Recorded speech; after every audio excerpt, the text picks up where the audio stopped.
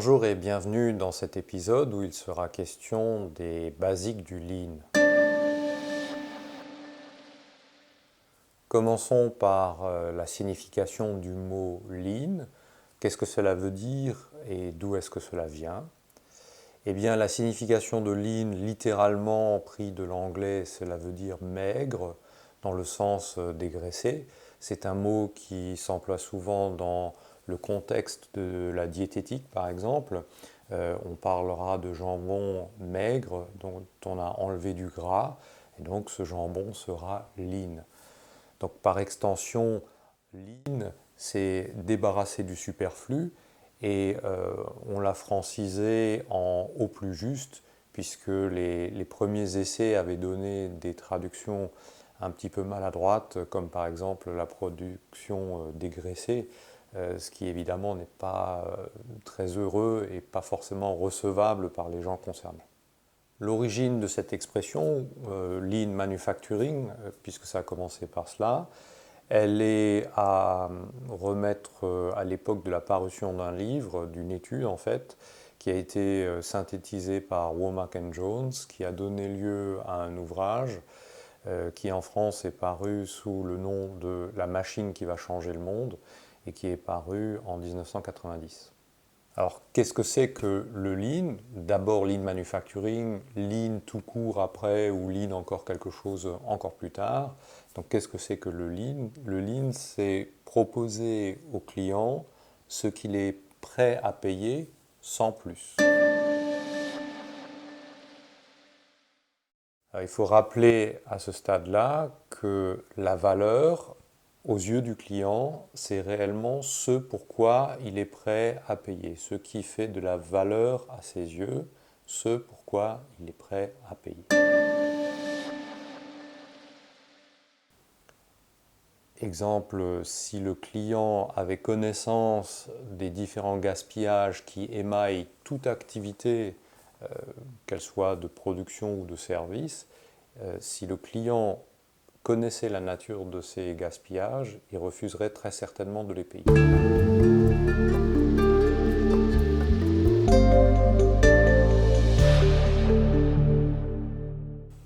Les clients en général n'ont pas connaissance ou n'ont pas vraiment l'intuition de ces gaspillages. Néanmoins, les concurrents entre eux connaissent la nature des opérations et donc peuvent très bien percevoir ou sentir où sont les gaspillages. Les concurrents les plus efficients sont donc ceux qui vont proposer à leurs clients strictement ce que les clients souhaitent, ce qu'ils sont prêts à payer. Ils le proposeront plus rapidement et à un meilleur prix. Pour faire cela, pour proposer aux clients strictement ce qu'ils souhaitent rapidement et au meilleur prix, il faut produire, que ce soit un bien tangible ou un service, sans excès, sans gaspillage. Lorsque l'on dit sans excès et sans gaspillage, eh bien, ça donne tout le sens à cette expression maigre, celle qui est malheureuse, l'expression maigre, et celle qui est beaucoup plus judicieuse, qui est de dire au plus juste. On produit au plus juste avec les ressources juste nécessaires.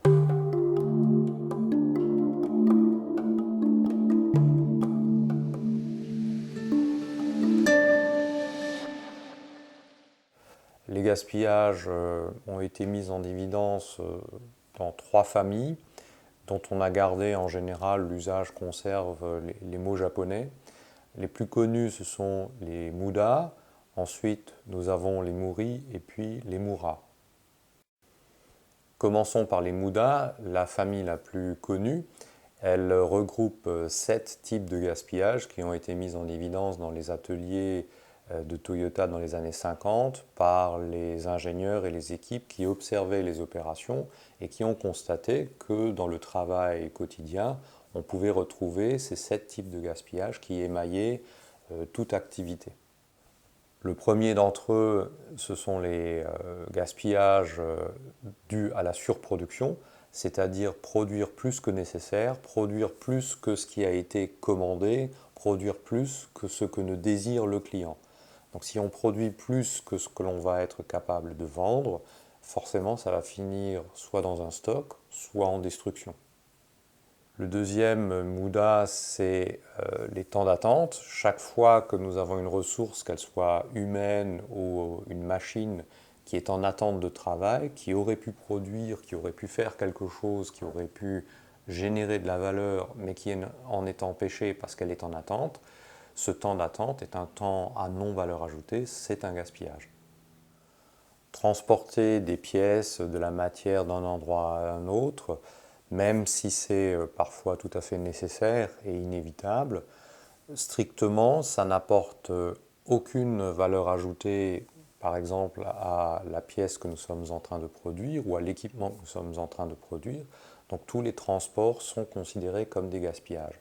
Même, je précise bien, si on ne peut pas toujours les supprimer, il faut savoir que dès que ça n'apporte pas de la valeur ajoutée au produit, c'est un gaspillage. Les stocks inutiles, et on précise bien inutiles, les stocks excédentaires sont le quatrième type de gaspillage. Les stocks, on le sait depuis fort longtemps maintenant, puisque tout le monde est très sensible à cela. Les stocks, c'est de l'immobilisation de capital, c'est de la prise de risque, c'est de la place occupée, c'est de l'argent qui dort, etc., etc. Donc de manière générale, les stocks sont vus comme un gaspillage, généralement un gaspillage important. Il peut exister dans les processus de fabrication, mais plus largement dans toutes les procédures et tous les processus, des opérations qui sont inutiles. Pourquoi? Parce que soit il y a eu une évolution technologique qui rend une étape inutile, mais elle a été conservée soit par l'habitude, soit parce que les modes opératoires et les gammes n'ont pas été remises à jour. Donc ces opérations désormais inutiles qui restent dans les processus sont naturellement de pur gaspillage. Les mouvements inutiles correspondent aux mouvements humains. Chaque fois qu'un humain au travail fait plus de gestes qu'il n'est réellement nécessaire, quelque part c'est un gaspillage de force physique, un gaspillage de temps également. Donc il est considéré que tous les mouvements qui sont supplémentaires, maladroits ou qui ne sont pas réellement indispensables sont des gaspillages. Finalement, le septième type de Muda, ce sont les pièces défectueuses. Donc la non-qualité, elle génère bien sûr des problèmes. Soit il faut retoucher ce qui a été fabriqué mais qui n'est pas vendable, et donc il y a une opération supplémentaire, des coûts supplémentaires pour la rendre vendable, c'est un gaspillage. Et si cette pièce n'est pas retouchable, qu'il faut la jeter et en produire une autre pour la remplacer, eh bien en quelque sorte, elle nous coûte le double, la non-qualité coûte le double. Il a fallu soit retoucher, soit remplacer. En tout cas, on a dépensé beaucoup plus par rapport à quelque chose qui aurait été bon du premier coup. À ces 7 gaspillages qui ont été identifiés donc, par les équipes, on va dire pionnières chez Toyota, on a coutume de rajouter un 8e gaspillage qui est la non prise en compte des capacités humaines, c'est-à-dire chaque fois que l'on ne sollicite pas les idées des personnels qui font le travail ou lorsqu'on les cantonne dans du travail purement prescrit, sans faire appel à leur créativité, sans faire appel à leur sens de l'analyse, à leur connaissance, etc., eh bien on se prive de quelque chose et c'est un gaspillage.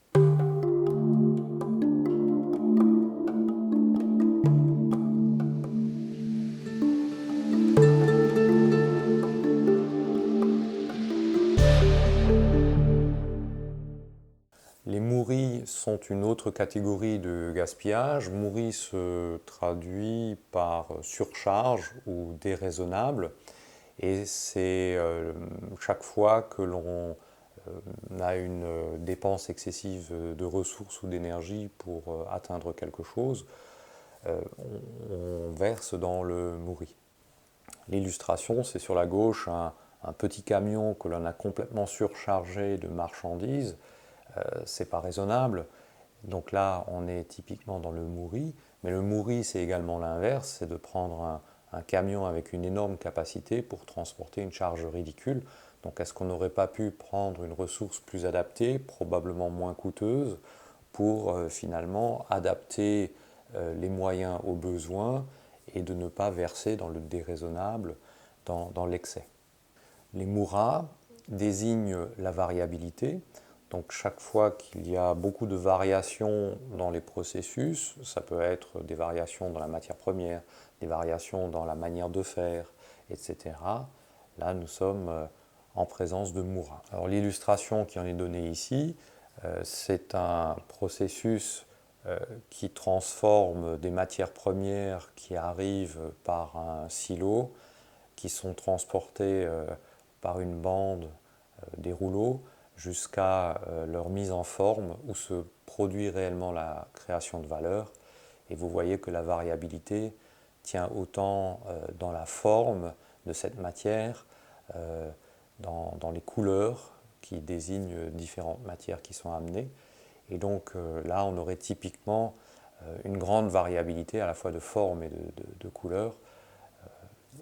On retrouve tout cela, bien sûr, de manière beaucoup plus concrète dans tout processus. Entre les Muda, les Muri et les Mura, il y a une classification qui est faite. Néanmoins, dans la réalité sur le terrain, vous pouvez avoir très souvent combinaison de l'un, de l'autre, voire des trois à la fois dans un même processus. Pour reprendre une illustration d'un processus, donc vous avez une entrée matière, vous avez une transformation qui est la création de valeur, et vous avez la sortie de ce processus puis la livraison. Donc vous retrouvez effectivement des Mura, la variabilité dans les entrées matières, la forme de ces matières-là. Ensuite, on voit que l'on a une capacité excessive qui est représentée ici par la taille du processus avant sa sortie. On a des Muda qui sont des accumulations sous forme d'encours, tant en entrée où on en engage beaucoup trop par rapport à la vitesse de transformation, mais également les encours de sortie. Ensuite, on retrouve nos camions où les moyens de transport ne sont pas forcément adaptés à la charge qui leur est confiée. Alors pourquoi cette obsession sur les gaspillages? Et vous voyez que ça a été poussé très loin puisqu'on les a catégorisés en trois grandes familles, puis on a les 7 types, etc. Il y a vraiment une réflexion très, très approfondie sur les gaspillages. Eh bien la position japonaise est que les gaspillages sont des gains potentiels. Autrement dit, si vous éliminez les gaspillages, vous évitez des dépenses supplémentaires et donc quelque part vous faites des économies, vous faites des gains. Pour pouvoir exploiter ces potentiels que sont les gaspillages, ces gains potentiels que sont les gaspillages, encore faut-il les voir. Et pour les voir, eh bien, il faut apprendre à les voir. Généralement, lorsqu'on est dans des processus établis, lorsqu'on est en mode ordinaire, eh bien, les personnes qui travaillent dans ces processus ne voient plus les gaspillages puisqu'ils sont tellement habitués à les côtoyer. C'est plutôt soit des externes qui vont s'étonner de quelque chose, soit des gens qui ont appris à voir et qui vont avoir une espèce de regard critique permanente et qui vont réussir à mettre en alerte et à se dire ben, là il reste des gaspillages, on va pouvoir chercher à les éliminer. Comment peut-on apprendre à voir les gaspillages? Eh bien, il y a différentes méthodes, techniques et approches.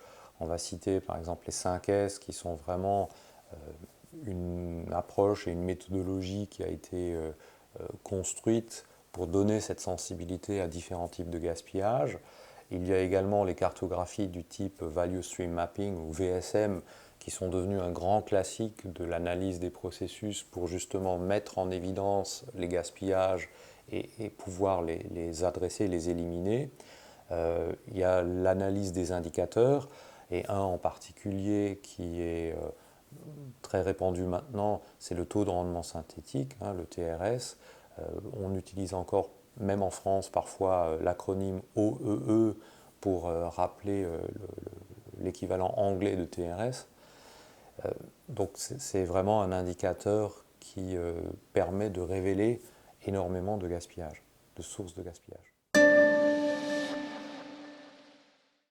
Une fois que l'on a appris à voir et que l'on a identifié les gaspillages, comment peut-on les transformer en gains réels? Eh bien, la première des choses que l'on peut faire, c'est déjà de concevoir au plus juste, c'est-à-dire dès la conception, penser au futur et éviter que l'on génère des gaspillages parce que l'on a mal conçu, mal pensé un produit et son processus de production. Ensuite, il y a de manière générale la suppression de l'inutile, et donc il s'agit de produire sans perte ni gaspillage. Au quotidien, il faut se poser la question, euh, avoir un regard critique et se dire que chaque fois qu'il y a des dysfonctionnements, chaque fois qu'il y a des mouvements inutiles, chaque fois qu'il y a des gaspillages, peut-on faire différemment? Peut-on les réduire? Ou alors, idéalement même, les supprimer?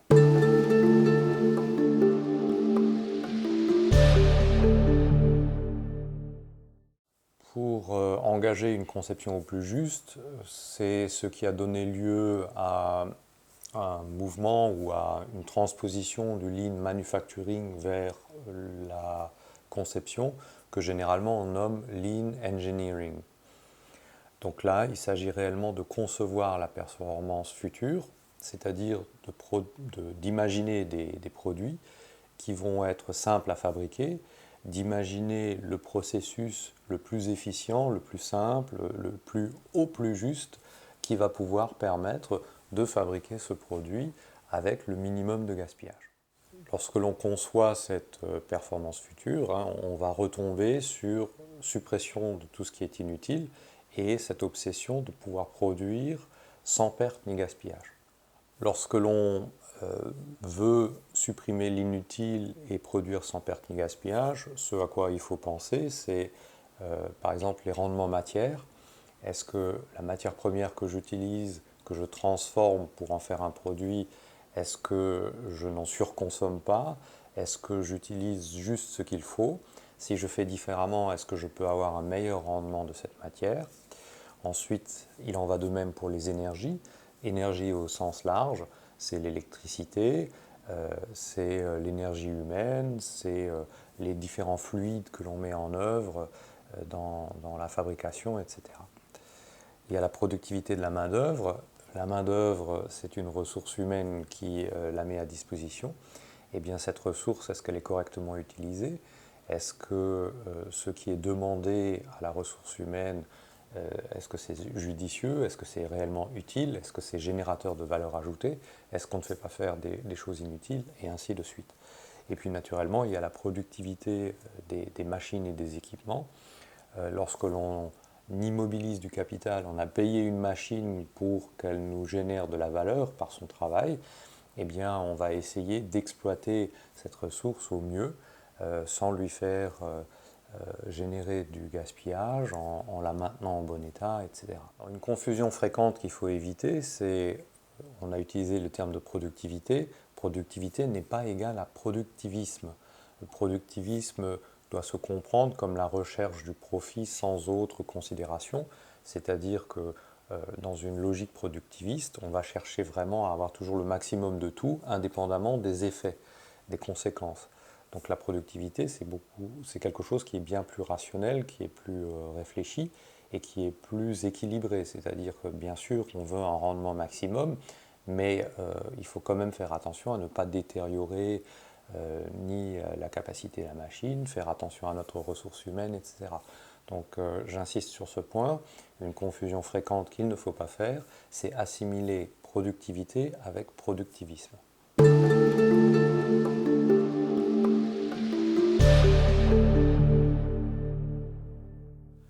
Si nous revenons à la définition Lean que nous avions ébauchée, c'est-à-dire proposer aux clients strictement ce qu'ils sont prêts à payer, ce qu'ils désirent, ceci rapidement au meilleur prix pour eux et au moindre coût pour le producteur, eh bien nous avons là certainement de quoi non seulement satisfaire les clients, mais également les fidéliser, probablement attirer de nouveaux clients et ainsi réellement faire du bénéfice. Donc le lean doit aussi être compris comme une arme offensive et pas uniquement une arme défensive. C'est pas uniquement faire des économies, c'est aussi se mettre en position de compétitivité. Ceci pour accroître ses parts de marché, améliorer ses ventes et donc améliorer ses profits. Faire du bénéfice, c'est tout à fait légitime, c'est même indispensable, ça permet de rembourser les dettes, ça permet d'investir et de préparer le futur, et ça permet de distribuer des dividendes. On a beaucoup évoqué le Japon comme berceau du lean. Pourquoi au Japon?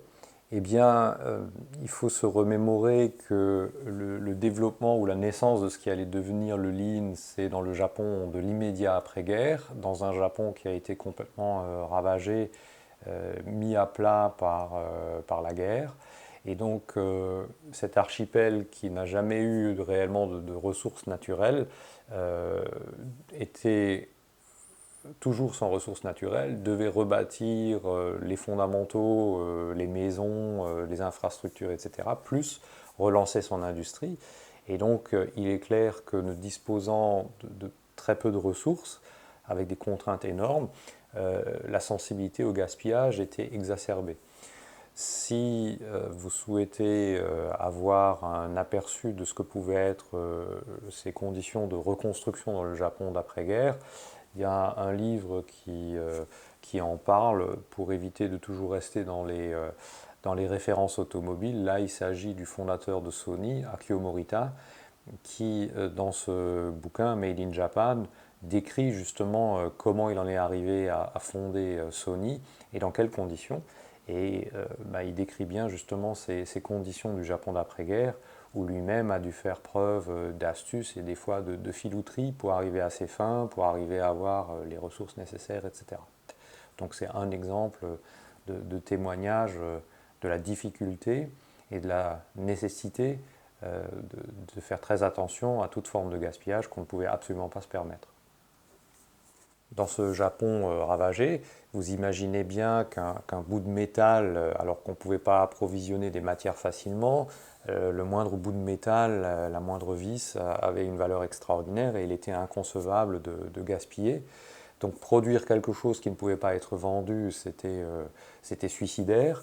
Il fallait vraiment très bien écouter ce que voulait le client. Le client qui lui-même était très certainement affecté par les effets de la guerre, il était probablement prêt à payer. Le client, il fallait l'écouter très précisément parce que lui-même affecté par la guerre, quand bien même il avait des besoins et il était prêt à payer pour couvrir ses besoins, il allait avoir des exigences très particulières et il ne serait pas disposé à payer pour plus que ce qu'il ne voulait.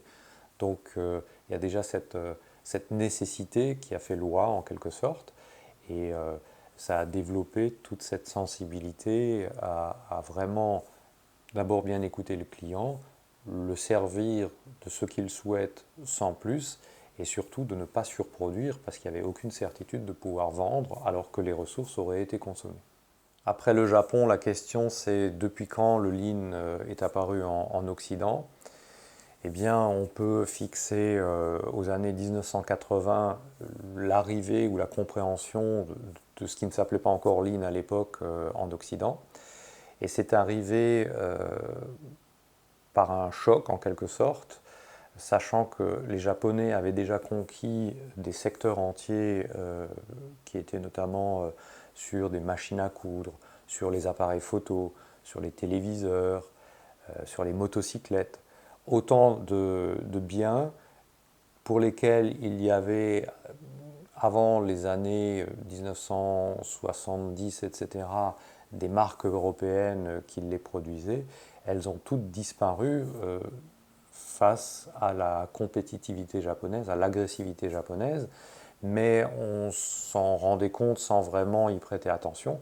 C'est à partir du moment où les Japonais ont commencé à apporter des automobiles qu'il y a eu un choc, puisque l'automobile est un secteur emblématique au niveau mondial, mais particulièrement en Europe. Les économies nationales sont quand même dépendantes des constructeurs automobiles. Et donc à partir du moment où il y a eu la menace japonaise, il y a eu également une levée de boucliers et on s'est demandé est-ce qu'il ne va pas advenir du monde automobile ce qu'il est advenu des motocyclettes, des appareils photo, etc. C'est-à-dire que les Japonais allaient balayer les marques locales et donc on s'est aussi intéressé mais quelle est la recette de leur succès? Et c'est à partir de là que l'on a cherché à remonter à ces ingrédients pour pouvoir soit les contrer, soit se les approprier pour être au moins aussi bon que les Japonais et éviter de perdre la bataille. L'arrivée du Lean en Occident s'est faite par les méthodes et outils essentiellement. C'est ce qu'on peut appeler l'âge des outils. Donc on a eu déferlement et succession de plusieurs outils et méthodes qui ont été testés les unes après les autres par les Occidentaux, qui ont apporté leur succès, qui était généralement limité, jusqu'à un moment où on s'est rendu compte qu'il doit y avoir autre chose, parce que quand bien même on met en œuvre toutes ces méthodologies, tous ces outils, ça ne produit pas le résultat à la hauteur de ce que font les Japonais. Donc il doit y avoir encore autre chose. De proche en proche, on s'est rendu compte que les outils et méthodes, on ne pouvait pas simplement les appliquer comme ça, comme des petits points de peinture colorés que l'on met sur une toile en espérant que ça finisse avec un merveilleux chef-d'œuvre. Il fallait aussi avoir un cadre de référence, de réflexion qui guide tous ces déploiements d'outils et méthodes.